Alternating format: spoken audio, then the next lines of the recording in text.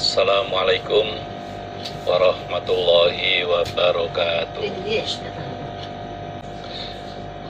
A'udzu billahi minasyaitonir rajim. Bismillahirrahmanirrahim. Haddatsana Ali bin Muhammad, haddatsana Waqi' an Hisham, rupane sahibid Dastawai, pemilik daerah Ad-Dastawai. Hisham sebagai kepala wilayah atau kepala suku di daerah Ad-Dastawai.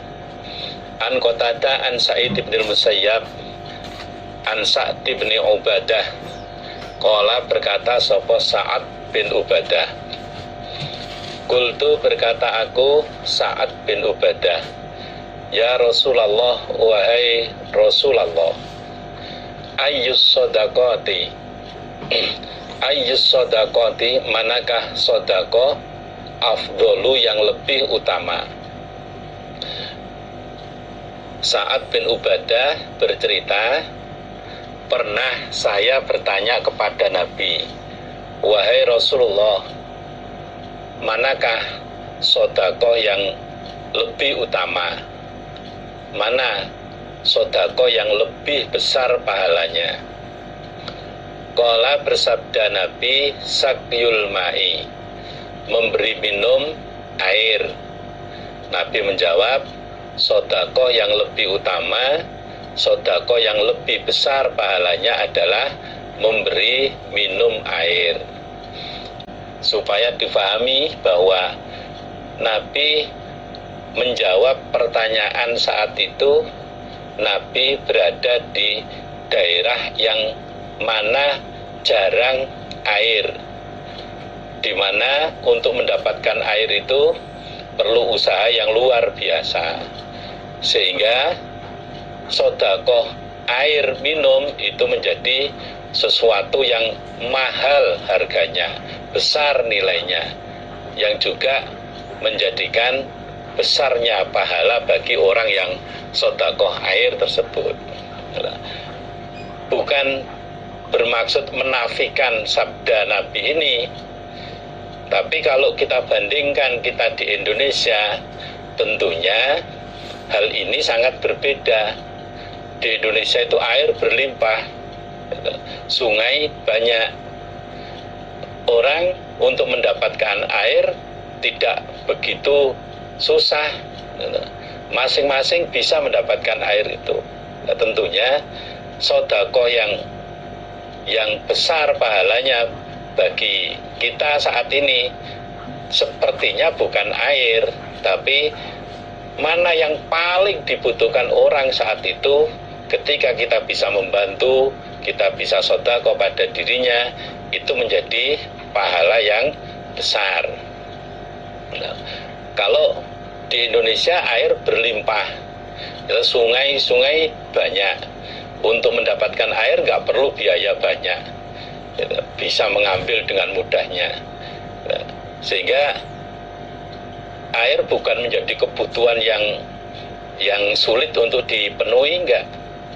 Maka kalau dikembalikan lagi, ya sodakoh itu yang paling besar pahalanya adalah sodakoh di saat hal itu sangat-sangat dibutuhkan. Dalam hadis yang lain bandingannya dengan hadis ini, memang di saat orang dalam bepergian kemudian membutuhkan minum, di saat itulah kita besar pahalanya ketika kita memberikan sodakoh air minum. Mudah-mudahan Allah memberikan manfaat dan barokah. Kalau toh sekarang kita tidak sodakoh air minum, ya apa yang saat ini dibutuhkan oleh teman-teman kita di saat ngaji seperti ini, ya untuk menghilangkan ngantuk perlu snack, ya saat ini nilai sodakoh yang besar ya snack itu, atau mungkin permen yang apa untuk menghilangkan ngantuk itu. Kita lanjutkan. Haddatsana Muhammad bin Ala wa Ibrahim bin Musa Ar-Razi. Qala berkata keduanya, Muhammad bin Ala dan Ibrahim, akhbarona Abu Usamah an Umar.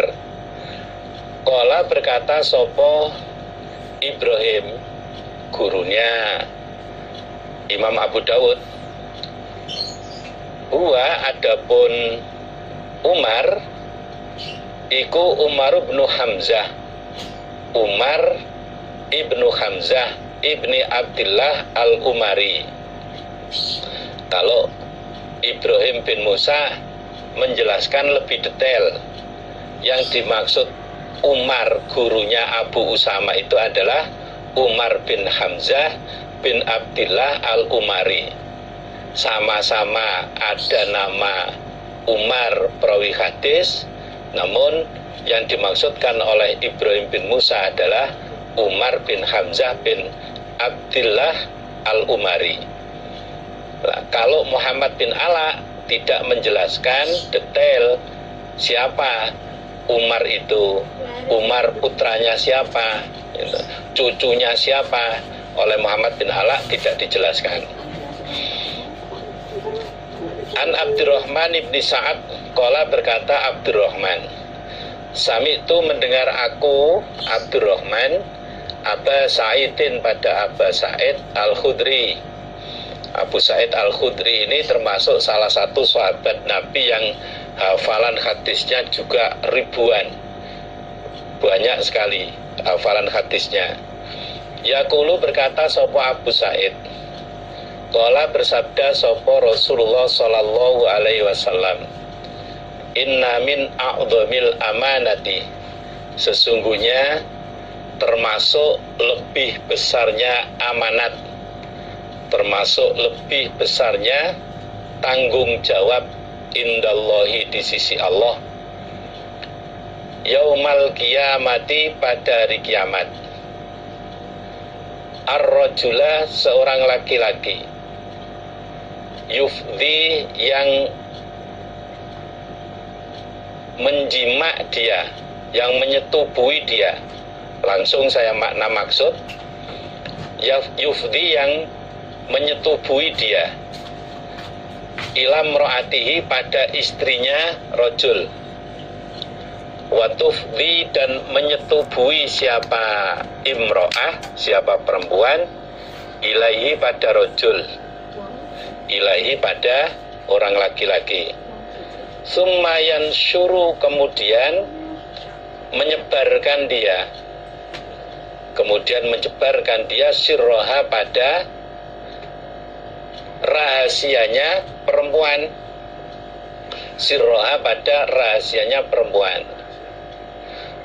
Sesungguhnya termasuk lebih besarnya tanggung jawab di sisi Allah besok di hari kiamat adalah tanggung jawab seorang laki-laki yang bersetubuh dengan istrinya, atau seorang perempuan bersetubuh dengan suaminya, kemudian dia menyebarkan rahasia istrinya, diceritakan ke temannya, diceritakan ke tetangganya bahwa istri saya itu begini macam-macam, gitu.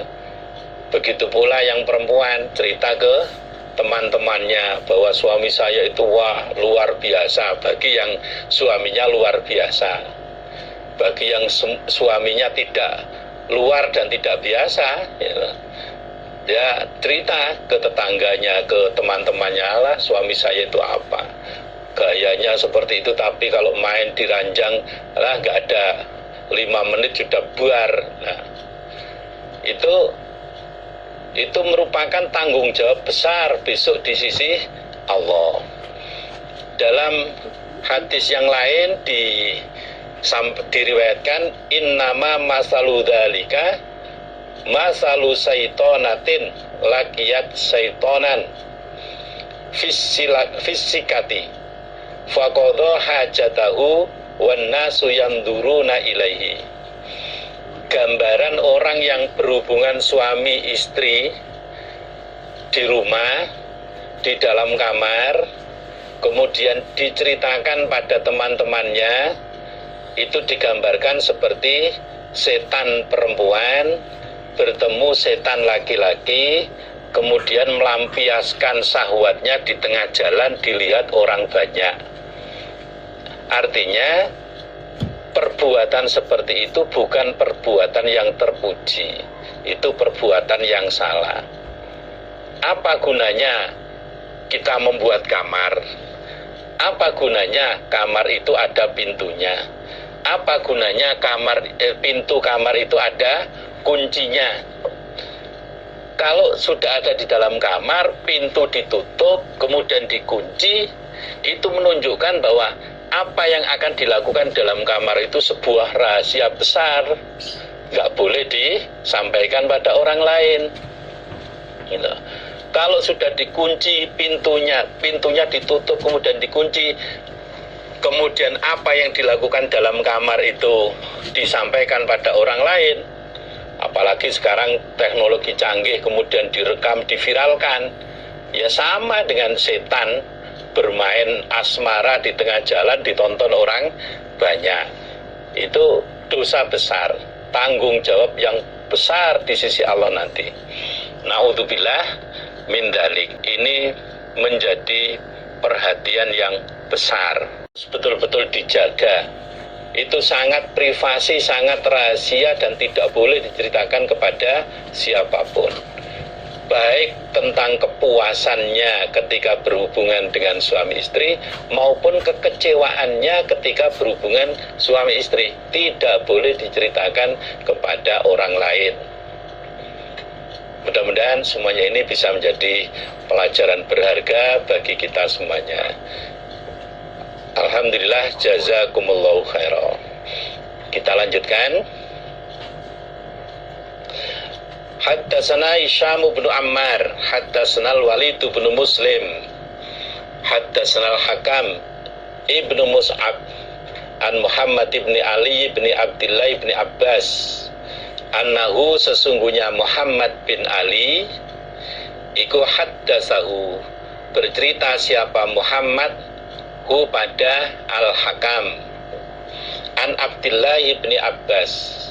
Qala, berkata Abdullah bin Abbas, qala, bersabda sopo Rasulullah sallallahu alaihi wasallam, man, barang siapa, lazima, yang mengekalkan, maksudnya merutinkan dia, al istighfaro, pada bacaan istighfar. Istighfar itu permintaan ampun. Al istighfaro, pada bacaan istighfar. Ja'ala, maka menjadikan sopo Allahu, Allah, lahu, untuknya, min kulli hammin, dari tiap-tiap susah, Allah menjadikan farajan, pada keleluasaan. Farajan, pada keleluasaan. Wa min kulli dikin, dan dari tiap-tiap sempit, makhrojan, Allah menjadikan makhrojan, pada tempat keluar. Wa rozaqahu, dan memberi rizki siapa Allah hu, pada orang, min haitsu la yahtasib, min haitsu, dari sekiranya, la yahtasibu, tidak memperhitungkan siapa orang, tidak menyangka siapa orang. Rasulullah sallallahu alaihi wasallam bersabda, barang siapa yang merutinkan, barang siapa yang membiasakan membaca istighfar, maka Allah akan memberi kepada orang tersebut keleluasaan dari kesusahannya. Di saat dia susah, oleh Allah dihilangkan kesusahannya. Ketika melakukan sesuatu dia tidak berhasil, kemudian susah, dengan membiasakan, merutinkan membaca istighfar, maka Allah akan menghilangkan kesusahan itu. Dan dari setiap kesempitan Allah memberikan jalan keluar. Ketika menghadapi permasalahan seakan-akan sudah buntu semua jalan, nggak bisa menemukan jalan keluar. Ketika minta ampun kepada Allah, memperbanyak istighfar kepada Allah, Allah memberikan jalan keluar. Kadang-kadang jalan keluar yang diberikan oleh Allah itu di luar kemampuan berpikirnya manusia. Apa yang Allah berikan terkadang munculnya di luar batas kemampuan berpikir manusia. Bahkan kadang-kadang itu kelihatannya sepele. Begitu jalan keluar itu diberikan oleh Allah, permasalahan bisa selesai. Ya, kadang-kadang terus mikir kalau orang Jawa itu bilang, alah tiba ngono tok. Padahal awalnya nggak kebayang kalau kita diberi jalan seperti itu. Ternyata bisa. Nah, kemudian yang ketiga hasilnya, wa razaqahu min haitsu la yahtasib. Allah akan memberi rizki di luar persangkaan dia. Allah akan memberi rizki di luar dugaan dia. Hanya saja dalam membiasakan, merutinkan membaca istighfar, jangan diniati untuk mencari rizki. Jangan. Itu namanya salah niat. Kita membaca istighfar untuk mendapat ampunan dari Allah, untuk mendapatkan maaf dari Allah. Adapun hasil dari membaca istighfar itu ada 3 macam seperti yang sudah kita kaji tadi.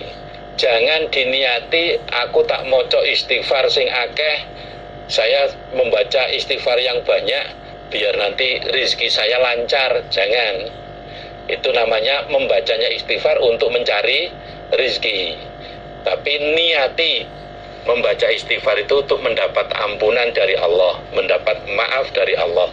Dengan mendapat ampunan dan maaf dari Allah itu nanti rizki yang asalnya tersumbat bisa lancar.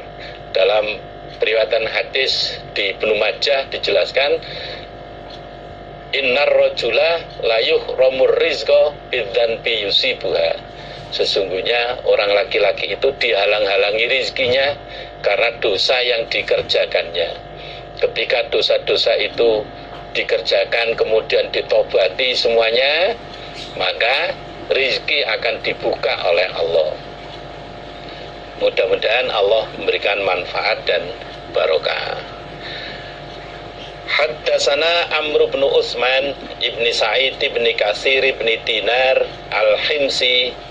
Haddasana Abi, haddasana Muhammad bin Abdurrahman ibni Irqin. Sami'tu mendengar aku Muhammad Abdullah ibn Busrin pada Abdullah bin Busr yaqulu berkata sapa Abdullah bin Busr. Qala bersabda sapa an-nabiyyu nabi sallallahu alaihi wasallam, tuba kebahagiaan liman bagi orang wajada yang menjumpai dia fi sahifatihi di dalam buku amal dia, fi sahifatihi di dalam buku amalan dia, menjumpai istighfaron pada bacaan istighfar kasiron yang banyak. Nabi bersabda, kebahagiaan, keberuntungan bagi orang yang menjumpai di dalam buku catatan amal terdapat bacaan istighfar yang banyak. Ini menunjukkan bahwa bacaan istighfar itu pahalanya besar. Bacaan istighfar itu pahalanya besar. Ketika seseorang banyak mengucapkan istighfar, maka semua bacaan istighfar itu akan tercatat di buku amalnya masing-masing. Ketika di buku amalnya terdapat catatan bacaan istighfar yang banyak, orang itu akan menjadi orang yang bahagia. Orang itu akan menjadi orang yang beruntung. Waktu-waktu luang manfaatkan untuk membaca istighfar. Jangan berhenti untuk selalu membaca istighfar. Jangan berhenti untuk selalu menggerakkan bibir untuk membaca istighfar, menggerakkan jari tangan menghitung bacaan istighfar. Dengan demikian, kelak kita akan menjumpai buku catatan amal kita, di dalamnya terdapat tulisan istighfar yang banyak. Mudah-mudahan Allah memberikan manfaat dan barokah.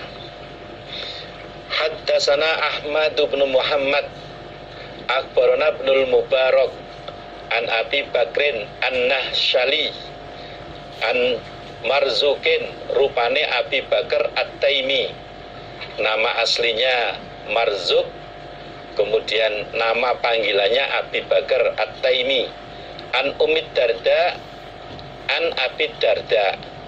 Ini istrinya seorang mubalighot, suaminya seorang mubaligh.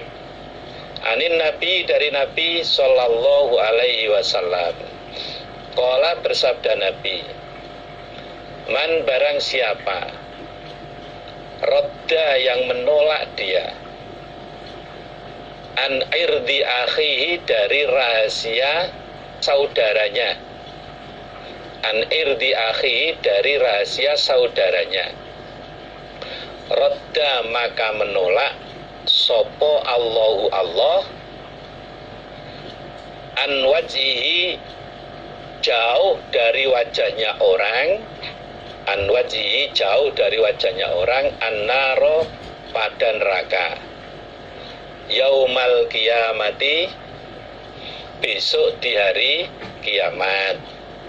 Nabi bersabda, barang siapa yang menolak rahasia saudaranya, dalam arti berusaha menutupi, berusaha tidak menyebarluaskan rahasia saudaranya, maka besok di hari kiamat Allah akan menolak api neraka dari wajah dia. Allah akan menjauhkan api neraka dari wajah dia. Berarti berdasarkan hadis ini, larangan bagi seseorang menyampaikan rahasia orang lain, membicarakan rahasia orang lain. Hadis ini menunjukkan larangan seseorang membicarakan, menyebarluaskan rahasia orang lain. Kalau seseorang itu bisa menahan diri, tidak menyampaikan rahasia orang lain, tidak menyebarluaskan rahasia orang lain, maka besok di hari kiamat dia akan dijauhkan oleh Allah dari api neraka. Ini rahasia-rahasia yang sifatnya pribadi, yang sangat privasi, tidak berkenaan dengan orang lain. Misalkan pelanggaran diri seseorang, itu nggak boleh disampaikan pada orang lain.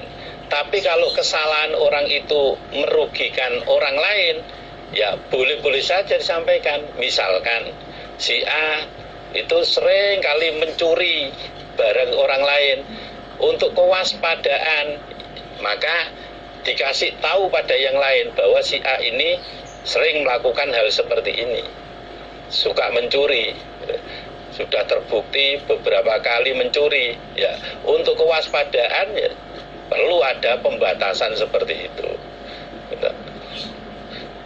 Kalau sifatnya rahasia atau dosa pribadi seseorang, tidak boleh disampaikan pada orang lain, cukup ditutup dan tidak boleh disebarluaskan.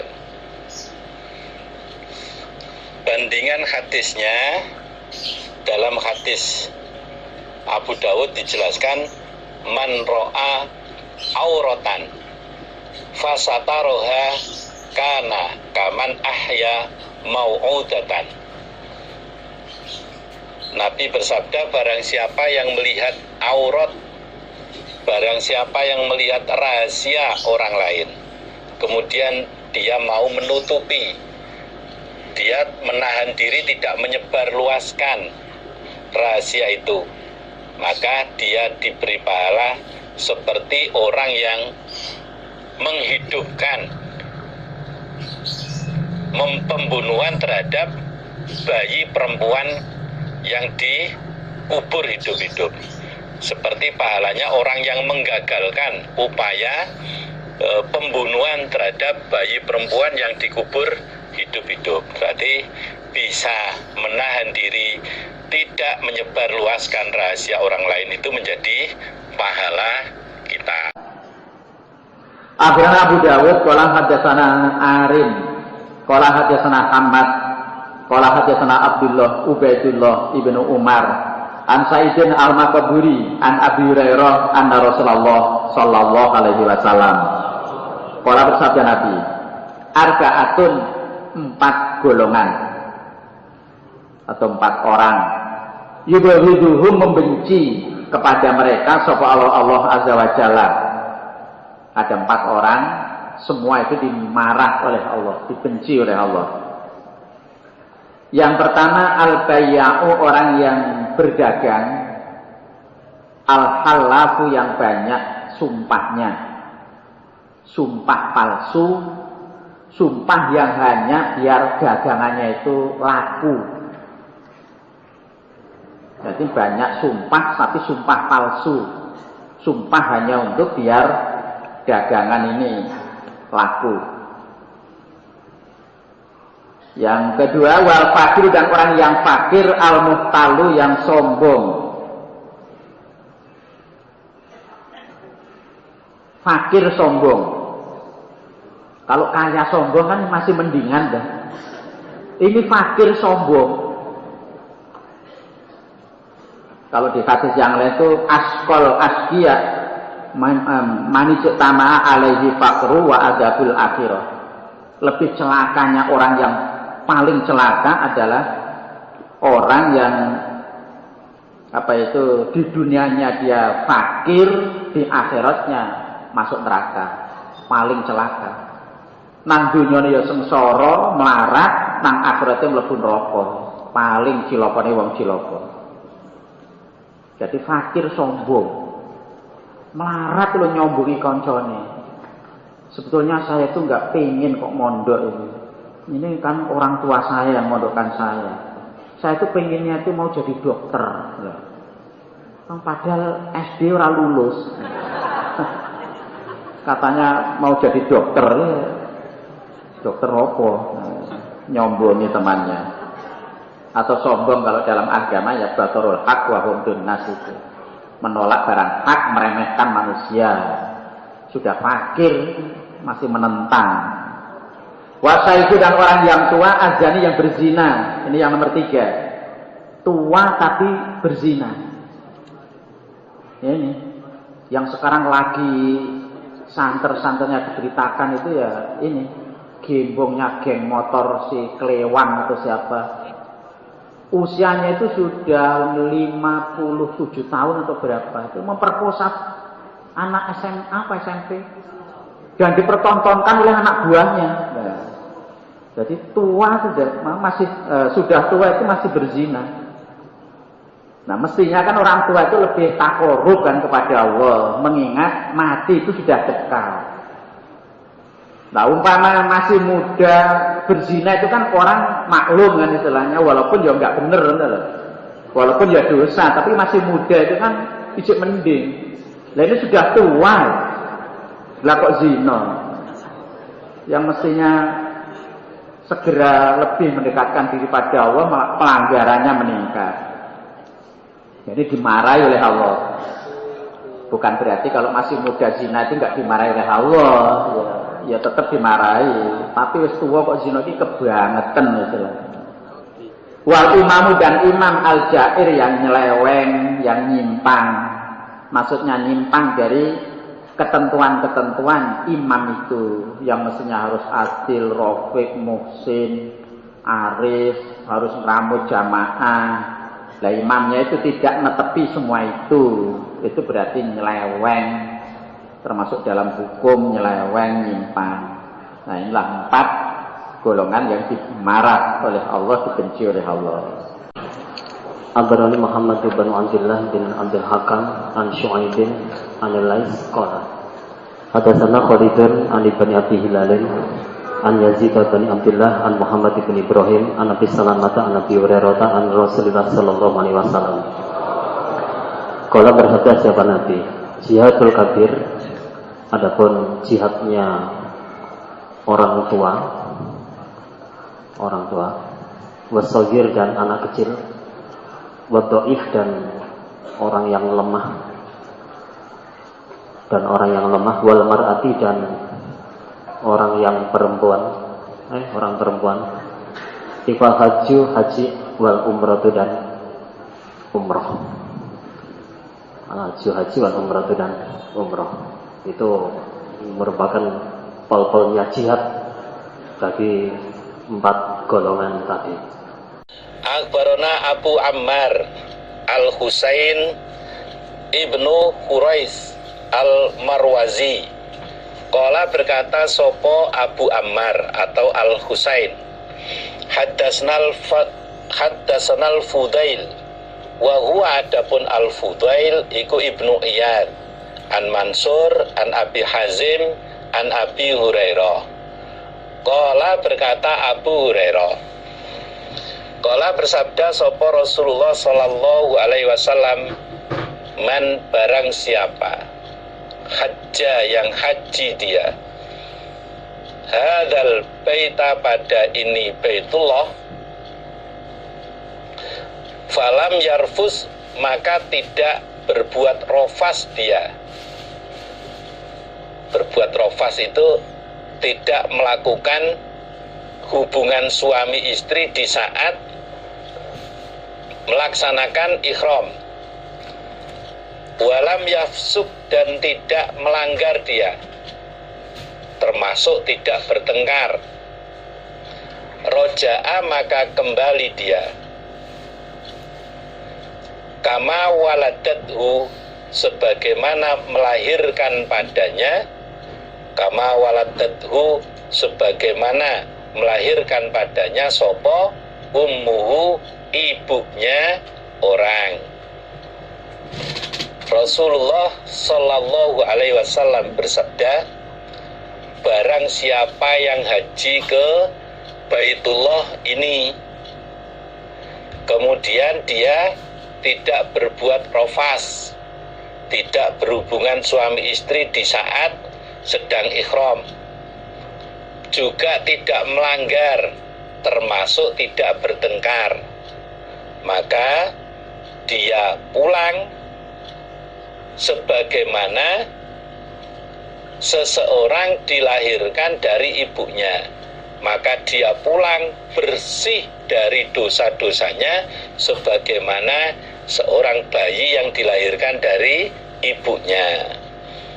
Ini menunjukkan besarnya pahala bagi orang yang melaksanakan haji ke Baitullah. Dosa-dosanya diampuni semuanya oleh Allah sebagaimana bayi yang baru lahir dari kandungan ibunya, dengan syarat orang yang melaksanakan ibadah haji tersebut selama pelaksanaan ihram dia tidak berhubungan suami istri, juga tidak melanggar aturan-aturan haji, termasuk tidak bertengkar. Nah, seandainya terjadi naudzubillah min dalik, seandainya terjadi, sekali lagi naudzubillah min dalik, pada saat melaksanakan ihram saking tidak kuatnya kemudian terjadi hubungan suami istri, itu ada kewajiban mengulangi hajinya lagi. gitu. Harus mengulangi hajinya pada kesempatan tahun depannya. Nah, ini tentunya bukan pekerjaan yang mudah bagi kita orang Indonesia, gitu. Karena satu, umpama sampai terjadi seperti itu, kemudian tahun depan harus mengulangi ibadah haji, duitnya mungkin tidak ada. Yang kemarin aja sudah nyimpen lama, nabung puluhan tahun, bisa melaksanakan ibadah haji. Kalau kemudian tahun depan diharuskan melaksanakan ibadah haji karena gagalnya ibadah haji yang dilakukan pertama, ya tentunya itu suatu hal yang harus usaha luar biasa. Yang berikutnya, kalau di Indonesia itu antriannya panjang, gitu. Harus menunggu puluhan tahun. Bisa 20 tahun, bisa 25 tahun, bisa 30 tahun ke depan baru bisa melaksanakan ibadah haji. Saat nantinya diqadar oleh Allah bisa melaksanakan ibadah haji, supaya betul-betul dijaga rukun-rukun haji supaya dilaksanakan sebagaimana mestinya, dan dirinya dijaga jangan sampai terjadi hal-hal yang tidak dibenarkan oleh agama. Mudah-mudahan Allah memberikan manfaat dan barokah. Haddatsana Ishaq bin Ismail At-Talaqani wa Hannad bin Sari. Al-makna, adapun pengertiannya hadis iku wahidun, sama di antara gurunya Imam Abu Dawud, Ishaq bin Ismail, dan Hannad bin As-Sari, itu terdapat perbedaan lafaz dalam menyampaikan hadis. Karena perbedaan bahasa dari masing-masing wilayah atau daerah, namun pengertian hadis yang disampaikan itu sama.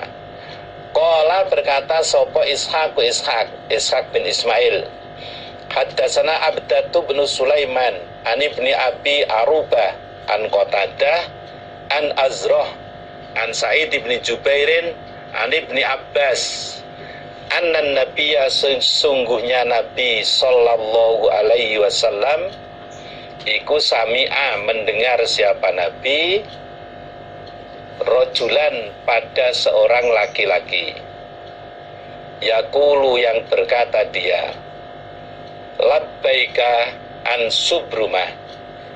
Labbaika, dalam labbaika itu dari kata labbaitu laka, saya mendatangi panggilanmu wahai Allah. An subrumah, dari subrumah. Suatu ketika Nabi mendengar ada seorang laki-laki melafatkan niat haji. Ada seorang laki-laki melafatkan niat hajinya, labbaika an subrumah, saya memenuhi panggilanmu wahai Allah untuk subrumah, saya melaksanakan ibadah haji ini untuk subrumah. Qala, bersabda Nabi, man, siapakah subrumatu subrumah? Nabi bertanya, siapa subrumah itu?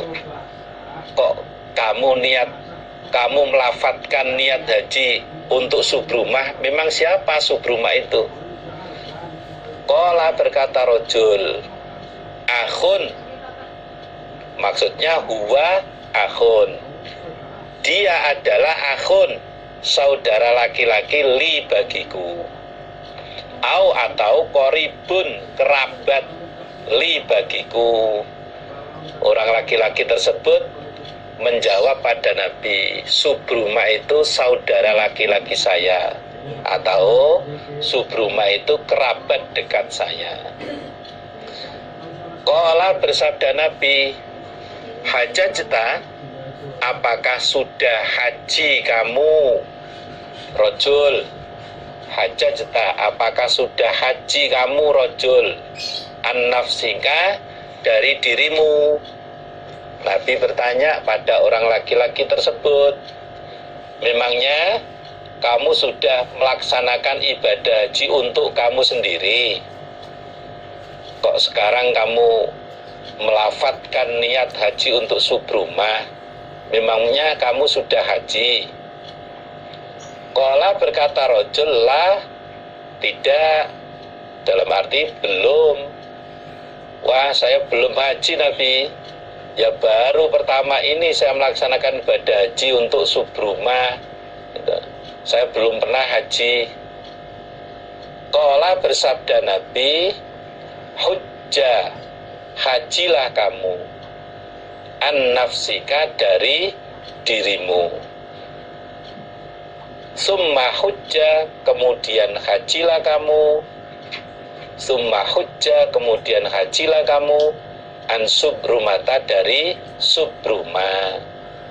Nabi bersabda, kalau memang kamu belum pernah melaksanakan ibadah haji untuk diri kamu, sekarang silakan kamu niat haji untuk dirimu sendiri dulu. Kemudian lain waktu silakan kamu niat haji untuk subrumah. Berdasarkan hadis ini berarti dapat kita ambil pelajaran haji diwakilkan pada orang lain itu boleh, atau pengertiannya mewakili haji untuk orang lain itu boleh. Yang kedua yang bisa kita ambil pelajaran, bagi orang yang mewakili haji orang lain, disunahkan orang yang sudah pernah melaksanakan ibadah haji. Jadi pertama yang bisa kita ambil pelajaran, haji diwakili orang lain itu boleh, atau mewakili haji orang lain itu boleh. Biasa lebih dikenal dengan haji amanat, haji titipan, atau melaksanakan ibadah haji orang lain. Yang kedua yang bisa kita ambil pelajaran, yang melaksanakan ibadah haji untuk orang lain, yang melaksanakan haji amanat, disunahkan orang yang sudah pernah melaksanakan ibadah haji. Mungkin di antara keluarga bapak ibu-ibu semuanya ada yang sudah tua, nggak mampu untuk melaksanakan ibadah haji, padahal ada biaya untuk melaksanakan ibadah haji, maka bisa pelaksanaan hajinya itu diwakili oleh anaknya, oleh keluarganya, dan itu sunnahnya yang sudah melaksanakan ibadah haji. Haddasana Musaddadun haddasana Isa bin Yunus haddasana bin Juraij an Yahya bin Ubaid an Abi, dari bapaknya Yahya namanya Ubaid, an Abdillah bin Sa'ib qala, berkata Abdillah, sami'tu, mendengar aku Abdillah, Rasulullah, pada Rasulullah sallallahu alaihi wasallam, yaqulu, bersabda Nabi, ma, apa-apa, maksudnya doa, bainar ruknaini, di antara dua rukun, yaitu pojok atau sudut Ka'bah yang mengarah ke Yaman disebut rukun Yaman, dan sudut Ka'bah yang ada Hajar Aswadnya. Nabi menjelaskan doa yang dibaca di antara rukun Yaman dan Hajar Aswad iku Rabbana atina fid dunya hasanah wa fil akhirati hasanah wa qina adzabannar. Rabbana, wahai Tuhan kami, atina, memberikanlah engkau pada kami, atina, memberikanlah engkau pada kami, fit dunya, di dalam dunia, hasanatan, pada kebaikan. Wa fil akhirati, dan di dalam akhirat, hasanatan, pada kebaikan. Wakina, dan menjagalah engkau pada kami, wakina, dan menjagalah engkau pada kami, ada benari, pada siksa neraka. Nabi bersabda, doa yang dibaca antara rukun Yaman dan Hajar Aswad adalah Rabbana atina fid dunya hasanah wa fil akhirati hasanah wa qina adzabannar. Ya Allah, Tuhan kami, berikan kebaikan untuk kami semasa di dunia dan semasa di akhirat, dan jagalah kami dari api neraka. Kalau dalam hadis yang lainnya ada tambahan doa selain doa Rabbana atina fid dunya hasanah wa fil akhirati hasanah wa qina adzabannar. Dalam hadis Ibnu Majah dijelaskan ada tambahan doa, Allahumma inni as'alukal afwa wal afiyata fid dunya wal akhirah. Allahumma, ya Allah, ini sesungguhnya aku as'aluka, minta aku kepadamu, al afwa, pada pengampunan, wal afiyata, dan keselamatan, fid dunya, di dalam dunia, wal akhirati, dan akhirat. Kemudian disambung dengan doa Rabbana atina fid dunya hasanah wa fil akhirati hasanah wa qina adzabannar. Tuh, kalau misalkan saya gambarkan meja ini, gitu. Misalkan meja ini hajar, ini sudut Ka'bah yang ada Hajar Aswadnya. Kemudian di sini ada pintu Ka'bah, gitu. Terus sini ada setengah lingkaran itu namanya Hijr Ismail, gitu. Saya ulangi, di sini sudut ini ada Hajar Aswadnya, kemudian bergeser dikit ada pintu Ka'bah, terus bergeser ini ada setengah lingkaran, itu namanya Hijr Ismail, gitu. Kemudian jalan terus, lah ujung sini ini letaknya rukun Yaman. Nah, mulai ujung sini sampai sini itu yang oleh Nabi disunahkan membaca doa Rabbana atina fid dunya hasanah wa fil akhirati hasanah wa qina adzabannar. Bisa juga ditambah Allahumma inni as'alukal afwa wal afiyata fid dunya wal akhirah. Mudah-mudahan kita bisa segera melaksanakan ibadah haji di sana, bisa umroh di sana. Akhbarona Muhammad bin Yahya bin Ayyub. Qala, berkata Muhammad, haddatsana Sulaiman ibnu Habban, rupane Abu Khalid, an Amr bin Qais, an Asim, an Sakik, an Abdillah. Qala, berkata Abdillah, qala, bersabda sapa Rasulullah sallallahu alaihi wasallam, tabi'u, mengikutkanlah kalian, menyertakanlah kalian, bainal haji, antara haji, wal umrati, dan umroh. Nabi bersabda, mengikutkanlah kalian antara haji dan umroh. Artinya, kalau melaksanakan ibadah haji, laksanakan juga ibadah umroh. Kalau melaksanakan ibadah umroh, juga sebaiknya dilaksanakan ibadah haji. Sebab fa'innahuma, maka sesungguhnya keduanya, haji dan umroh, iku yanfiyani, menghapus keduanya, al-faqra, pada kefakiran, wad-dunuba, dan beberapa dosa.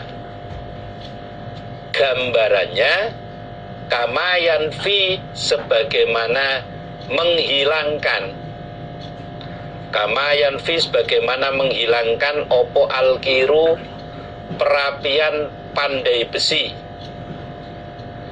khobasal hadisi, khobasal hadidi, pada kotoran besi, waddahabi, dan emas, wal fiddoti, dan perak.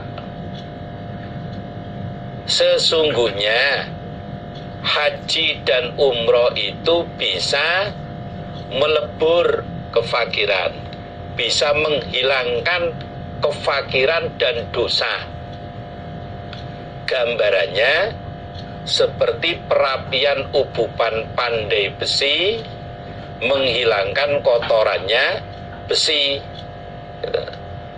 Ada besi, ada karatnya, kemudian dibakar, dimasukkan tungku api, itu nanti kotoran-kotorannya hilang semua, karat-karatnya hilang semua, tinggal besi aslinya. Nah, umumnya manusia itu banyak melakukan kesalahan-kesalahan, banyak melakukan dosa-dosa. Juga sebagian dari manusia itu mengalami kefakiran. Nah, dengan melaksanakan ibadah haji itu nanti kefakirannya dihapus oleh Allah. Kalau kefakirannya dihapus oleh Allah, akan jadi orang kaya. Dosa-dosanya dihapus oleh Allah, dibersihkan oleh Allah, seperti besi yang dibersihkan dari kotoran-kotoran, dari karat-karat. Adapun bisa melaksanakan ibadah haji itu caranya banyak, gitu. Ada yang memang banyak, ada yang mengkategorikan. Ada yang haji itu nasab, ya karena memang keturunannya orang yang sering melakukan ibadah haji sehingga keluarganya, anak-anaknya diajak haji. Gitu. Ada yang nisab, ya karena memang sudah mampu, gitu. Sudah mengumpulkan uang, sudah cukup biayanya, itu namanya nisab. Ada yang nasib, ya, nasib api, kebetulan kenal orang kaya, terus minta pelajaran haji, dijelaskan detail seakan-akan sudah melaksanakan ibadah haji. Wah, nanti kita tuh harus lempar jumroh begini, jelaskan semua. Yang menerangkan bisa enak gitu, yang diterangkan juga bisa menerima. Mas, Pak Ustadz sudah haji berapa kali? Sepertinya kok hafal semua ya lokasi-lokasi di sana. Wah, maaf Pak, saya belum pernah haji. Oke, kalau gitu nanti kita bareng haji. Nah, itu namanya nasib, gitu. Maka adik-adik generus semuanya kuasai ilmu haji ini, kuasai, gitu. Itu namanya nasib. Nasibnya api, gitu. Nasibnya baik. Mudah-mudahan semuanya berkesempatan melaksanakan ibadah haji, apakah karena nasabnya, apakah karena nisabnya, apakah karena nasibnya, ya mudah-mudahan semuanya bisa melaksanakan ibadah haji sehingga dosa-dosanya diampuni semuanya oleh Allah. Walaisa, dan tidak ada li hajjil mabruri, bagi haji mabrur, haji yang disempurnakan. Haji mabrur itu haji yang tidak tercampur oleh kesalahan dan dosa. Dalam pelaksanaan ibadah hajinya tidak tercampur oleh kesalahan dan dosa. Opo saubun, pahala, dunal jannati, selain surga.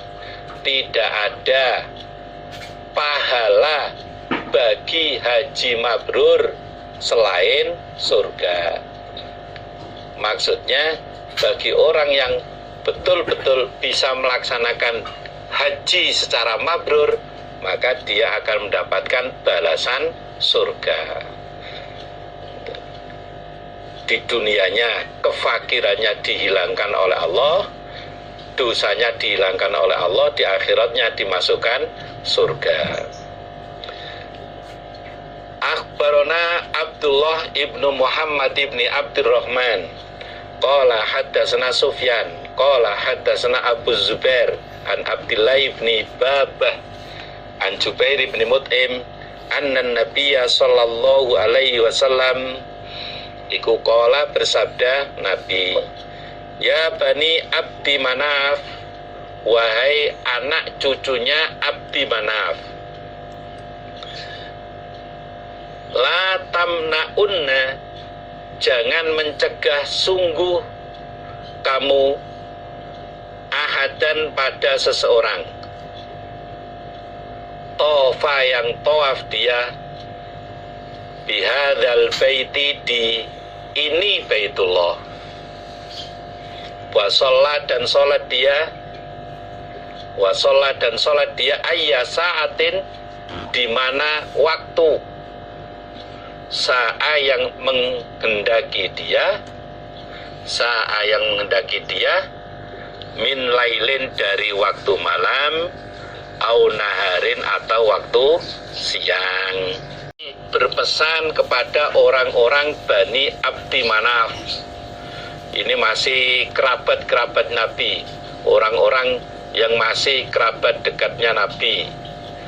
Dan orang Bani Abdi Manaf ini bertugas menyediakan air minum bagi orang-orang yang ibadah di Masjidil Haram. Petugas memberi minum orang-orang yang melaksanakan ibadah di Masjidil Haram. Nabi berpesan, wahai orang-orang Bani Abdi Manaf, kamu jangan mencegah seorang pun, kamu jangan menghalang-halangi seorang pun yang tawaf di Baitullah ini, dan sholat kapanpun waktunya, sekehendak dia, baik waktu malam maupun waktu siang. Dari hadis ini bisa kita ambil pelajaran, berarti ada petugas yang memang sengaja menyiapkan air minum untuk orang-orang yang ibadah haji di sana. Bisa kita ambil pelajaran juga bahwa bebasnya waktu gitu, untuk melaksanakan tawaf di Baitullah, untuk sholat di Baitullah kapanpun waktunya, baik waktu malam maupun siang. Tidak ada batasan apakah matahari lurus di atas kita, apakah matahari mulai terbit, ataukah di saat matahari pas lagi terbenam, nggak ada batasan itu. Ini hanya berlaku di Masjidil Haram saja. Walaupun di luar Masjidil Haram ada masjid-masjid kecil, tapi ketentuan sholat dimanapun, sholat kapanpun waktunya, itu hanya ada di Masjidil Haram. Tidak berlaku di masjid selain Masjidil Haram. Gitu. Walaupun itu ada di Tanah Haram, walaupun ada di Mekah sendiri. Hadis ini hanya berlaku bagi kebebasan waktu sholat di mana kapanpun waktunya, itu hanya untuk di Masjidil Haram.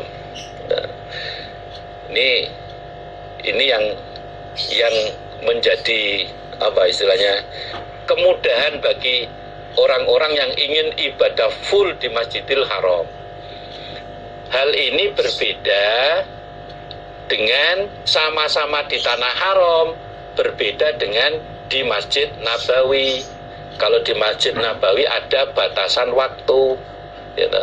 Kalau agak malam mungkin jam 9 itu ditutup, dikunci, kemudian nanti sepertiga malam yang akhir dibuka kembali, gitu. Kalau di Masjidil Haram waktunya tidak ada batasan, semua waktu bisa digunakan untuk sholat.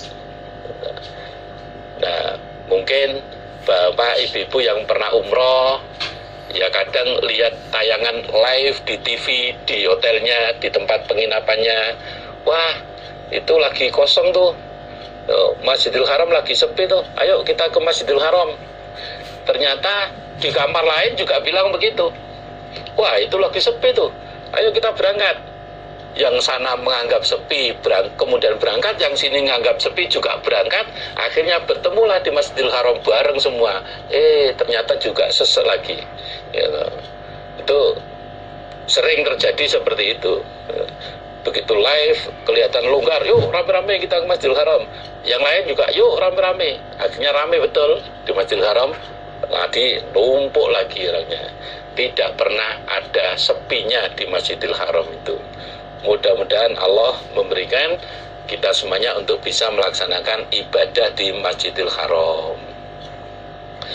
Haddatsana Ali bin Muhammad, haddatsana Abu Muawiyah an Hajjaj an Atha an Ibnu Abbas. Qala berkata Ibnu Abbas, qala bersabda sapa Rasulullah sallallahu alaihi wasallam, umratun satu umrohan fi Ramadhana di dalam bulan Ramadan, fi Ramadhana di dalam bulan Ramadan, iku ta'dilu membandingi apa umroh hajatan satu hajian, hajatan pada satu hajian.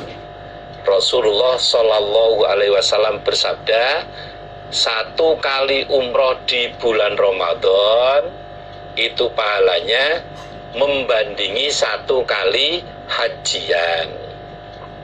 Nah, biasanya ketika bulan Ramadan sebelum masa pandemi dulu, biasanya waktu Ramadan itu banyak sekali jamaah-jamaah dari Indonesia yang melaksanakan umroh Ramadan. Bahkan ada yang mulai awal Ramadan sudah di sana sampai selesai sholat Idul Fitri baru pulang, juga banyak yang melakukan hal itu. Satu umrohan di bulan Ramadan pahalanya seperti satu hajian. Hanya saja walaupun pahala umroh di bulan Ramadan itu seperti satu hajian, bukan berarti bagi orang yang melaksanakan umroh di bulan Ramadan menjadi gugur kewajiban hajinya. Enggak, tetap berkewajiban haji. Adapun bisa umroh di bulan Ramadan berkali-kali, itu pahala tersendiri, bukan berarti menggugurkan kewajiban haji. Kalau di hadis yang lainnya itu Nabi menjelaskan sebagaimana pahalanya haji bersama-sama saya. Umroh di bulan Ramadan itu pahalanya sebagaimana melaksanakan ibadah haji bersama saya. Haddatsana Isa bin Muhammad al-Misri amba'ana Lais ibnu Sa'din akhbarani Aqil an Muhammad ibni Muslim annahu sesungguhnya Muhammad iku qala berkata Muhammad, inna Aba Salamata ibna Abdurrahman ibni Auf iku akhbarahu mengkhabari sapa Abu Salamah hu pada Muhammad bin Muslim, anna Abdullah ibna Adi ibn al-Khamra iku qala berkata sapa Abdullah lahu pada Abu Salamah, ra'aitu melihat aku Abdullah Rasulullah pada Rasulullah Sallallahu Alaihi Wasallam, wa huwa dan dia Nabi iku ala naqatihi di atas untanya Nabi, waqifan keadaan orang yang berhenti, bil Hazwaroti di daerah Hazwaroh. Hazwaroh itu satu wilayah di Mekah sana. Kata Abdullah bin Adi ibn al-Hamra, dia berkata, saya pernah melihat Nabi naik unta berhenti di daerah Hazwaroh. Pernah saya melihat Nabi mengendarai unta berhenti di tanah Hazwaroh. Yaqulu bersabda Nabi, wallahi demi Allah, innaki sesungguhnya engkau Hazwaroh iku la khairu ardillahi, niscaya sebaik-baik buminya Allah. wa ahabbu ardillahi, dan lebih disenanginya buminya Allah. Wa ahabbu ardillahi, dan lebih disenanginya buminya Allah, ilayya, padaku Nabi. Nabi bersabda, demi Allah, wahai Hazwarah, kamu ini buminya Allah yang terbaik. Kamu ini buminya Allah yang paling saya senangi. Ini ketika Nabi berhenti di daerah Hazwarah, di bagian salah satu wilayah Mekah. Demi Allah, kamu adalah buminya Allah yang terbaik, dan kamu adalah buminya Allah yang paling saya senangi. Wallahi, demi Allah, laula anni, seandainya tidak anni, sesungguhnya aku, iku ukhrijtu, diusir aku, dikeluarkan aku, mingki darimu, ma kharajtu, maka tidak keluar aku Nabi. Demi Allah, seandainya bukan karena saya diusir orang-orang kafir Quraisy dari kamu, maka saya tidak akan keluar dari kamu. Adanya saya keluar dari kamu, wilayah Mekah, kemudian hijrah ke Madinah, karena saya diusir oleh orang-orang kafir Quraisy. Nabi pindah dari Mekah ke Madinah bukan karena Nabi tidak betah sulitnya ekonomi di Mekah, bukan. Bukan karena Nabi tidak betah masyarakatnya seperti itu, bukan. Karena di dalam mengembangkan syiar Islam di Mekah itu tantangannya saat itu luar biasa. Allah mengatur supaya nanti terjadi pengembangan Islam yang lebih signifikan, maka Nabi diperintahkan hijrah ke Madinah. Ketika Nabi hijrah ke Madinah, kemudian satu persatu dapat tambahan mu'alaf, orang-orang yang masuk Islam, dan yang paling besar, yang paling besar pengembangan Islam di Mekah dan sekitarnya itu setelah terjadinya peristiwa Fathu Mekah, termasuk setelah dilaksanakannya perjanjian Hudaybiyah, itu mulai semakin banyak orang yang berbondong-bondong masuk agama Islam. Kemudian Nabi berhasil menguasai kota Mekah. Kalau saja saya tidak diusir orang-orang kafir Quraisy dari sini, saya tidak akan meninggalkan kamu, saya tidak keluar dari kamu.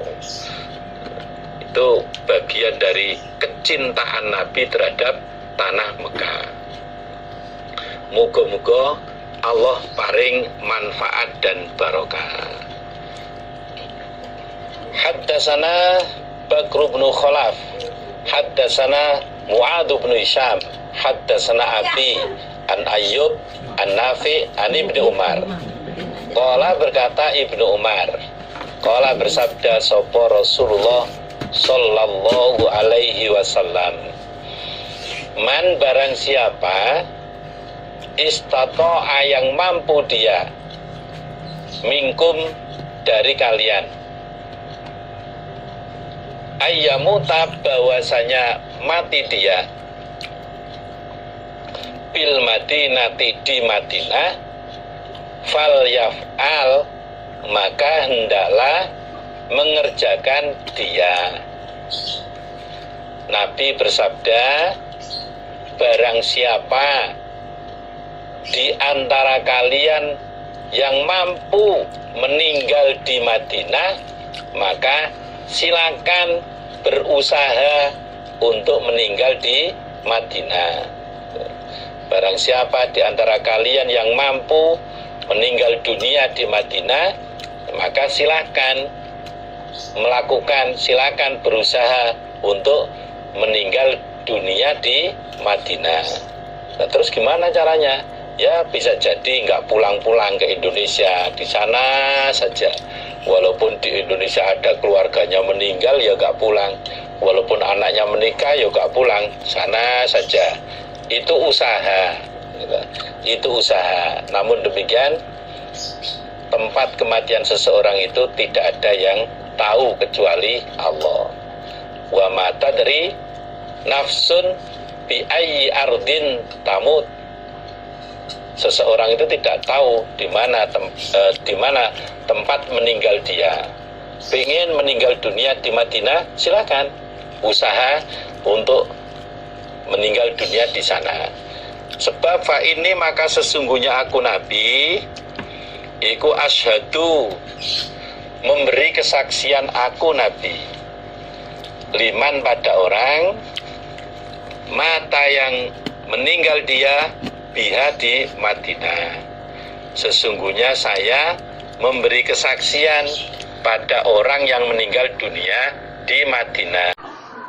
Hadatsana Muhammad bin Ali bin Mahdiyin al-Kufi, hadatsana Musa bin Abdurrahman al-Masruqi, hadatsana Zaid bin Hubabi an Abdullah bin Muammal al-Makki, an Abi Zubair an Jabirin qala Rasulullah sallallahu alaihi wasallam, man barang siapa mata yang mati dia fi ahadil haramaini, di dalam salah satu dua tanah haram, yaitu Mekah dan Madinah. Jadi barang siapa yang mati di dalam salah satu dua tanah haram, entah itu Mekah atau Madinah, yang jelas tidak bisa kedua-duanya. Matinya ya di Madinah ya di Mekah, ya. Terus wujudnya berapa dia? Pasti salah satu.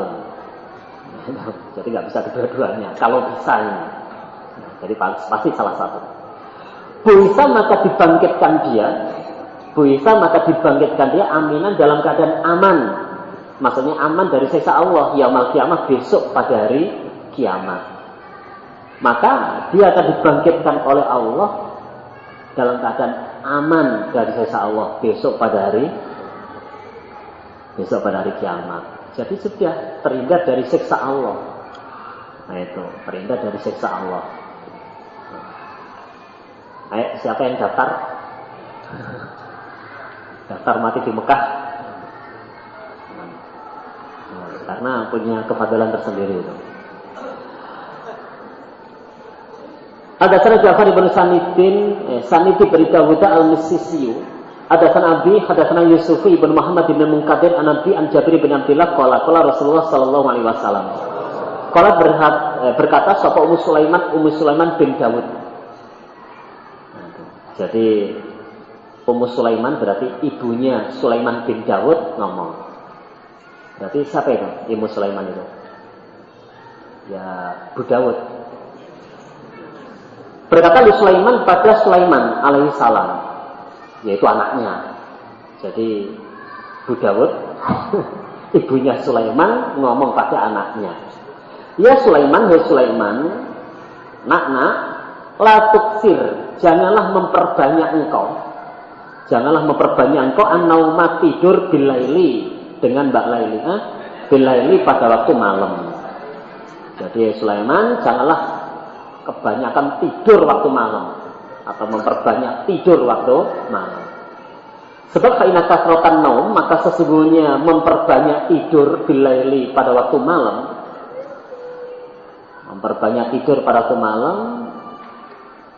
itu tatruku meninggalkan apa ya, memperbanyak tidur malam itu ala beda pada seorang hamba meninggalkan fakiran pada kefakiran yaumul kiamah, besok pada hari kiamat.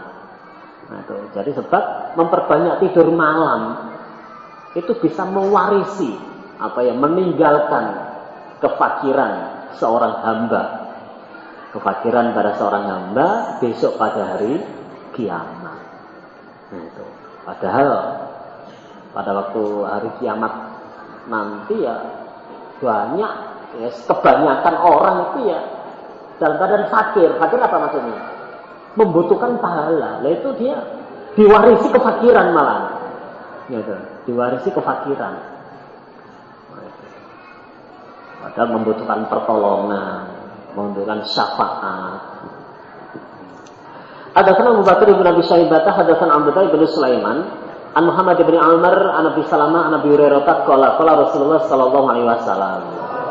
Man barang siapa arada yang menghendaki dia ahlal Madinah, pada penduduk Madinah. Arada yang menghendaki dia ahlal Madinah, pada penduduk Madinah, bisuin jelek. Jadi barang siapa yang menghendaki jelek pada penduduk Madinah, kepengen merusak, kepengen menghancurkan, azabahu maka menghancurkan hu pada diaman, azabahu maka menghancurkan hu pada diaman sapa Allah. Kama yazubu sebagaimana hancur apa al-milhu garam fil ma'i di dalam air. Maka oleh Allah akan dihancurkan, atau maka dia akan dihancurkan oleh Allah sebagaimana hancurnya garam di dalam air. Hancur lebur sudah. Jadi barang siapa menghendaki jelek pada penduduk Madinah, kepingin merusak, kepingin menghancurkan, oleh Allah akan dihancurkan. Haddatsana Muhammad bin Abi Umar Al-Adani. Haddatsana Abdurrahim ibnu Zaid Al-Ammi an Abi an Sa'id ibn Jubair an Ibni Abbas. Qala berkata Ibnu Abbas, qala bersabda sapa Rasulullah sallallahu alaihi wasallam, man barang siapa adroka yang menjumpai dia Ramadhana pada bulan Ramadan di Makkah, di Mekah, fasoma maka puasa dia, waqoma dan berdiri dia, maksudnya sholat, minhu dari Ramadan, ma pada apa-apa tayassaro yang mudah apa ma lahu bagi orang, kataba maka menulis siapa Allah kataba maka menulis siapa Allah lahu baginya mi'ata alfi syahrin pada 100.000 bulan.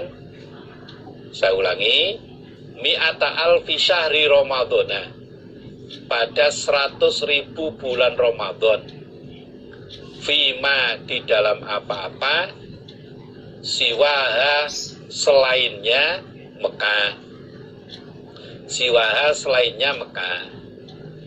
Barang siapa yang menjumpai bulan Ramadan di Mekah dan dia mengerjakan puasa Ramadan, juga melaksanakan sholat wajib dan sholat sunnah sesuai kemampuan dia, matayassaro lahu, sesuai dengan kemampuan dia, maka Allah akan menulis pahala baginya seperti puasa 100.000 bulan Ramadan di luar Mekah.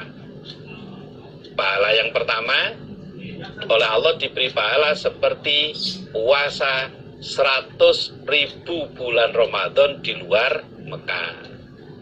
100.000 Ramadan itu sudah berapa umur, berapa keturunan itu. Ini menunjukkan besarnya pahala puasa Ramadan di Mekah.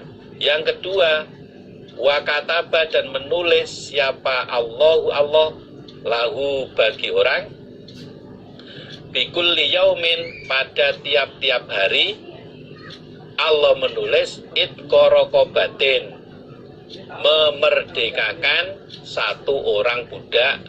Keutamaan yang kedua, Allah menulis pahala untuk orang itu sebagaimana setiap hari memerdekakan satu orang budak.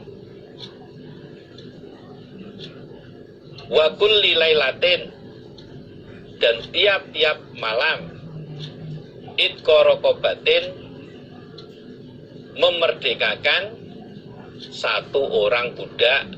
Begitu pula di malamnya juga diberi pahala oleh Allah seperti memerdekakan satu budak. Wa kulli yaumin, dan di dalam tiap-tiap hari, wa kulli yaumin, dan di dalam tiap-tiap hari, khumlana farosin, pada muatan kuda, fi sabilillah, di dalam sabilillah.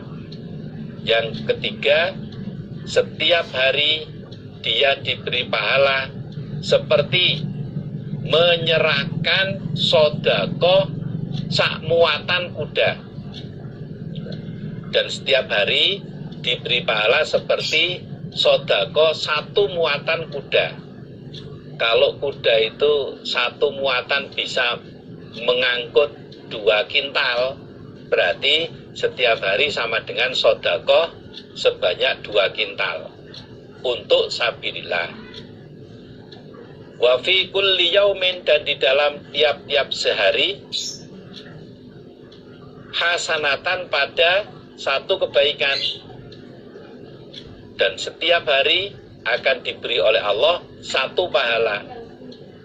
Wa fi kulli lailatin, dan di dalam tiap-tiap malam, hasanatan, satu kebaikan. Begitu pula setiap malam akan diberi oleh Allah satu kebaikan. Berarti ada beberapa kebaikan yang Allah berikan kepada orang yang menjumpai bulan Ramadan di Mekah, melaksanakan puasa di Mekah, dan melaksanakan sholat di Mekah. Sakpol kemampuannya. Pertama, diberi pahala seperti puasa Ramadan 100.000 kali di luar Mekah. Yang kedua, setiap hari seperti memerdekakan satu orang budak perempuan setiap malam. Yang ketiga, setiap malam seperti memerdekakan satu budak perempuan. Kemudian yang berikutnya, yang keempat, seperti menyerahkan sodako satu muatan kuda. Yang kelima, setiap hari ditambah satu pahala. Yang keenam, satu hari setiap malam diberi tambahan satu pahala. Mudah-mudahan Allah mengqadar pada kita semuanya sewaktu-waktu nanti bisa menjumpai bulan Ramadan di Mekah, bisa berpuasa di Mekah, dan bisa melaksanakan sholat-sholat di Mekah sana. Mudah-mudahan Allah memberikan manfaat dan barokah. Bapak, ibu-ibu, para saudara jamaah, juga para generus, putra maupun putri, itulah yang bisa saya sampaikan pada kesempatan kali ini. Tentunya ada hal-hal yang mungkin kurang berkenan, baik tingkah laku maupun ucapan, dengan segala keridhaan hati. Saya mohon maaf yang sebesar-besarnya.